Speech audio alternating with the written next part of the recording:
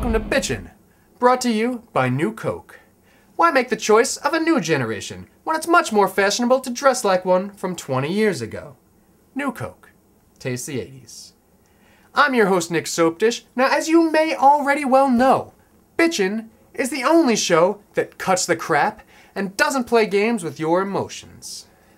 We're that rare, perfect boyfriend of the angry talking head shtick, sick of the same old debates of left versus right, cable versus satellite.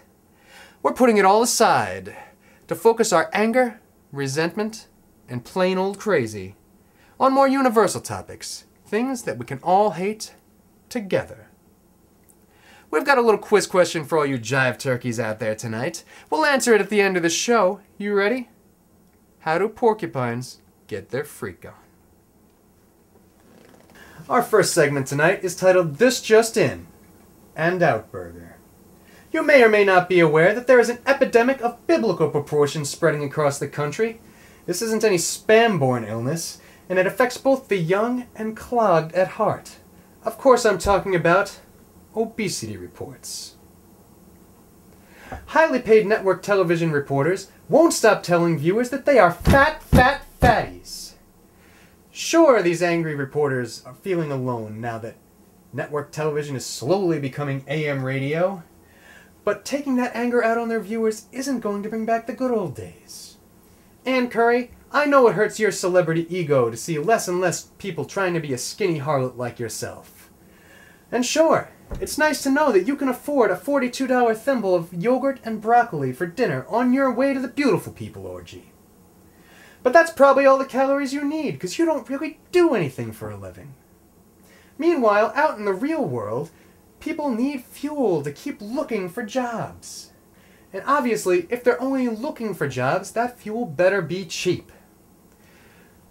The more you use your big city reporting influence to bully people away from dollar menu burgers or taquitos, you're just showing us how insecure you are with yourself. So get a grip on some love handles. Not getting enough reality TV? I wish there were more. I'm a frequent viewer of the channel Video Hits 1, which features many programs where contestants go through the rigors of mating rituals on national television. But early this afternoon, when I found myself unable to sleep, I turned on Video Hits 1 looking for my TV comfort food, only to find music videos. Now there's a time and a place for music videos, and that time is the 1980s. And that place is in our memories. Video Hits 1 should be showing what they promise in their name. Videos, and maybe some hitting, but certainly not music videos. I've heard many a musician complain that there's just not enough music videos on television, and that nobody watches reality TV. Well, Mr. Musician, if people weren't watching the fantastic programming at Video Hits 1, they would be out of business. And if more people really wanted music videos on television, I'm sure there'd be a channel for that sort of thing. I think it's actually pretty obvious that you don't care what's on TV. You just want more free music. You musicians, you think you can just get away with taking anything from anybody. Food, rent money, you even steal music from other musicians. I'm looking at you, Coldplay. Well, I want my reality TV back. And while we're at it, Video Hits 1, let's get back to the roots of video hits, as in America's Funniest, by putting more crotch-punching, ball-kicking, football-to-the-groin action in your shows again. Because no matter how sophisticated your shows have become over the years, you should never forget your roots. Here at Bitchin, we've been receiving viewer email over the last few weeks on a variety of topics, some of which we'd like to discuss on the show. Tonight's letter comes from a Mr. James Ryan, Esquire.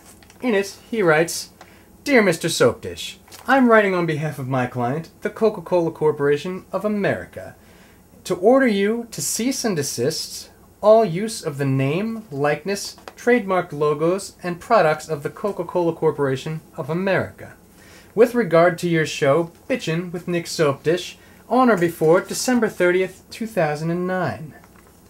If by such time you have not come within compliance, I will, on behalf of my clients, the Coca-Cola Corporation of America, be forced to file a lawsuit against yourself and the producers of your show. Jimmy, buddy, as we now both know, the world is going to end on December 31st, 2009, one day after your stated deadline. I'll tell you what. You can sit in your office on the second to last day of the universe. And if I find some time after packing up my comic book collection to take with me to eternity and saying goodbye to my loved ones, I will certainly try with the ceasing and desisting. But no promises. If you'd like to get your bitch on, feel free to write the show at nicksoapdishtv@gmail.com. Your quiz question tonight was, how do porcupines get their freak on? The answer? With their genitals.